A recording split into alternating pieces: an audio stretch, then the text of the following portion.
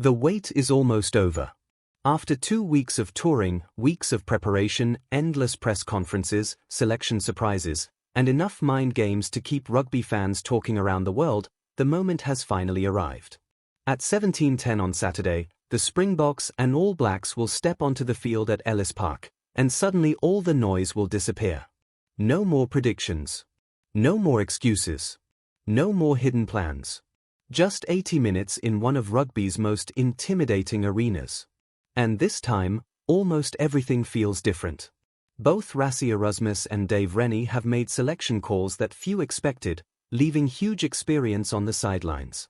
Around 230 test caps and 4 Rugby World Cup finals of experience have disappeared from the matchday equation, with Handré Pollard and Beauden Barrett both absent from the 23. That alone tells you something important. This is not simply a battle between two famous rugby nations. It is a battle between two coaches willing to trust a new generation when the pressure is at its highest. New Zealand have spent the last fortnight in South Africa, building momentum with 3 franchise matches and producing an impressive 142 points while conceding only 40. On paper, those numbers look powerful. But Test rugby is a completely different world.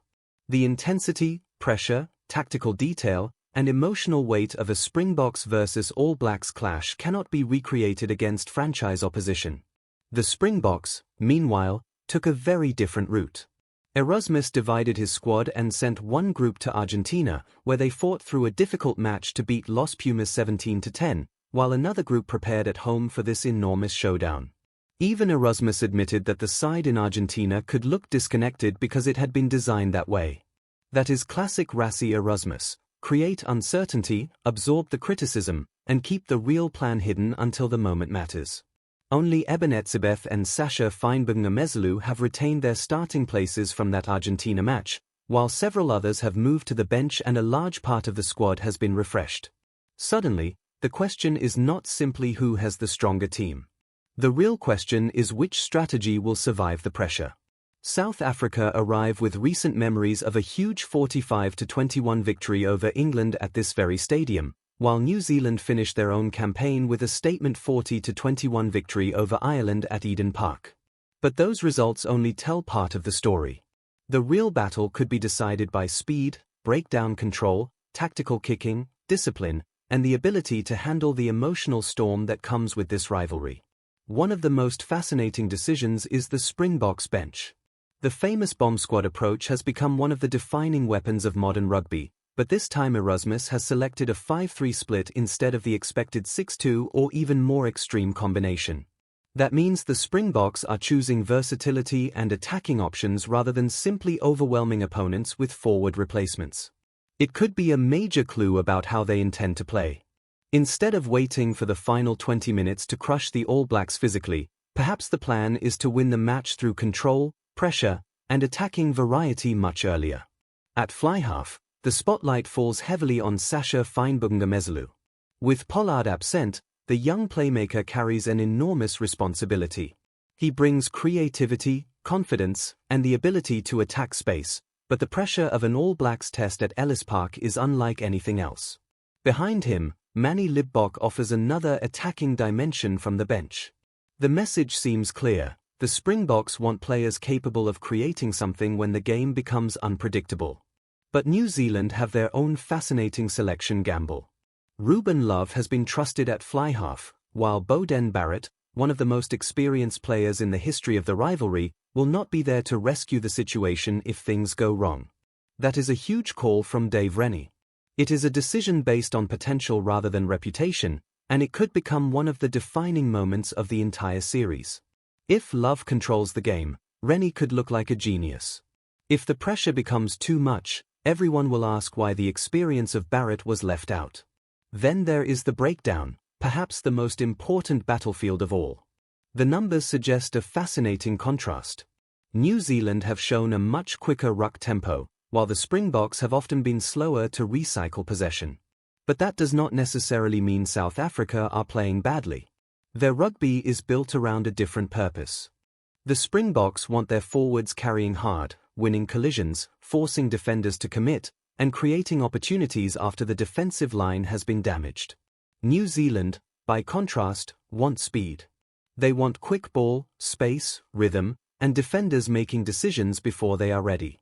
That makes Cam Roigard a potentially crucial figure. His ability to move the ball rapidly could challenge the Springboks' defensive structure and force them to defend more phases than they would prefer. If New Zealand can keep the ball alive and maintain that tempo, they may be able to pull the Springboks away from their preferred style. But if South Africa can slow the game, dominate collisions, and turn every possession into a physical battle, the advantage could quickly shift. The scrum is another area where neither side can afford to blink. Ox Enchi, Wilco Lu, and the powerful Springboks pack will face an All Blacks front row determined to prove it belongs in this contest. Ethan de Groot and the New Zealand forwards will know that surviving the first 20 minutes is only part of the challenge.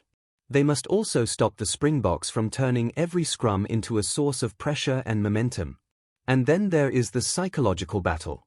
This week, Rennie spoke about refereeing and the need for officials to manage the pace and time around the set piece. Erasmus, never one to ignore an opportunity for a tactical message, brought former referee Jocko Pieper into the conversation. The result was exactly what you might expect. Everyone started talking about the referee instead of talking about what the teams were actually planning. That is part of the theatre surrounding this rivalry. Every sentence can become a headline. Every selection can become a debate. Every tactical decision can be interpreted as a message. But once the whistle goes, none of that matters. The players have to deliver. There is another fascinating layer to this test, the new law environment.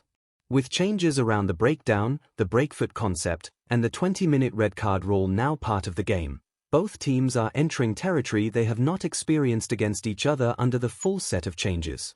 That could create moments nobody has predicted. One mistake could change the rhythm. One decision could alter the entire contest. And in a rivalry this intense, small moments often become enormous. Rassie Erasmus has also called on the Ellis Park crowd to respect the All Blacks haka, an important reminder that this occasion should be bigger than hostility. The rivalry is fierce, but the spectacle deserves respect. When the All Blacks perform their haka and the Springboks stand opposite them, the atmosphere will become almost impossible to describe. Then the whistle will blow, and the real story will begin. So who takes the opener? On paper, New Zealand have the pace and attacking ambition to cause serious problems.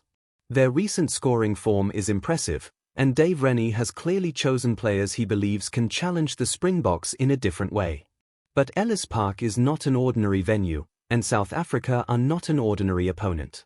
The Springboks have experience across the squad, physical strength, tactical discipline, and the emotional power of playing in front of a home crowd that expects nothing less than victory.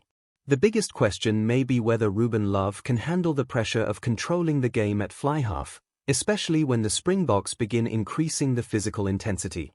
My prediction is that New Zealand will buck the recent trend and make this far closer than many expect, but the Springboks will eventually find a way to win the opening test. Expect a tight first half, a period where the All Blacks threaten to take control through speed, and then a decisive spell from South Africa as their physical pressure begins to tell. It may not be comfortable, and it may not be beautiful, but it could be the kind of victory that defines a series. The prediction: Springboks to edge the All Blacks at Ellis Park, with the match potentially decided in the final 20 minutes. But the score will only tell part of the story. The real story will be whether Fynbog can rise to the occasion, whether Roigard can unlock the Springboks' defense, whether the New Zealand pack can survive the pressure, and whether Erasmus can once again turn uncertainty into an advantage.